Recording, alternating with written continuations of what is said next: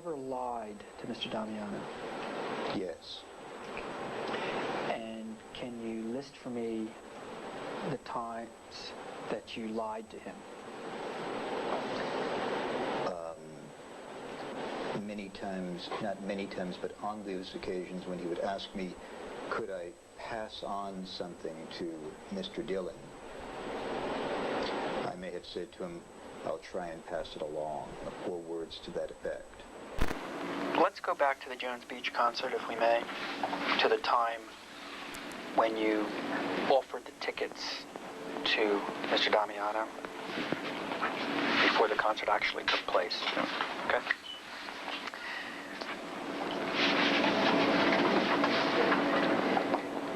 During that point in time when you offered the tickets to him and before he actually went to the concert, did you ever say to him or suggest to him that maybe he should bring some of his songs with him? No, I did not. Do you deny saying that, or is it you just don't recall one way or the other? I deny suggesting to Jim that he bring songs along with him. I did, however, concur with him when he asked me, do you think I should bring my songs with me? I said, sure, why not? What could it hurt?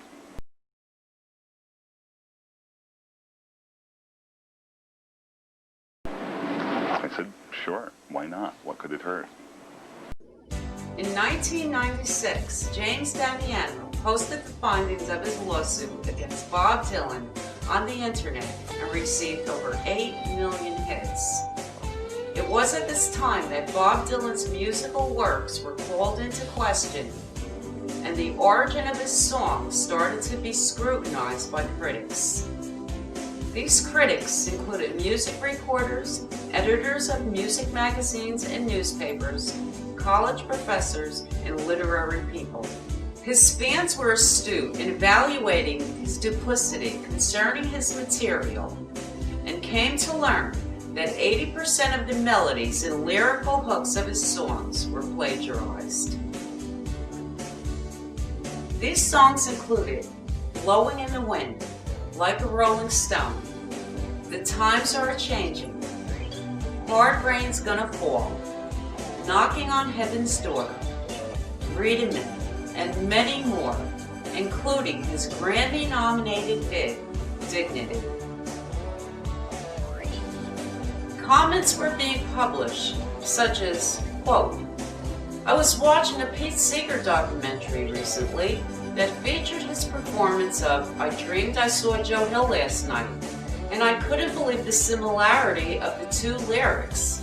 The phrasing and the cadence of these lines were exactly the same, except replacing St. Augustine for Joe Hill Last Night. I already knew Dylan writes this way. There are other more apparent examples of Dylan taking a phrase, or sentence, or song, and reappropriating it for his own uses, such as rolling and tumbling off Modern Times. Just to be clear, I don't find this controversial at all. That's simply how folk music works. But after hearing Joe Hill, I'm starting to realize that there might be many more examples of this that I'm completely unaware of. Do you know of any?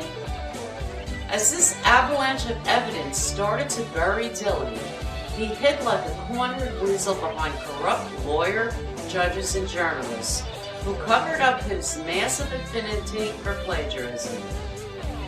The heat got so bad that he had to answer in some fashion. When asked what he thinks of people who charge him with plagiarizing songs, Dylan replied, "Wussies and pussies complain about that stuff." Also, Dylan recently, in a Los Angeles Times interview, admitted to plagiarism by definition. In a 2004 interview with Robert Hilburn of the Los Angeles Times, Bob Dylan stated, "Well, you have to understand that I'm not a melodist. My songs are either based on old Protestant hymns or Carter family songs. What happens is, I'll take a song and simply start playing it in my head. That's the way I meditate. I wrote Blowing in the Wind in 10 minutes. Just put words to an old spiritual, probably something I learned from Carter Family Records. The Times They Are A-Changing is probably from an old Scottish folk song.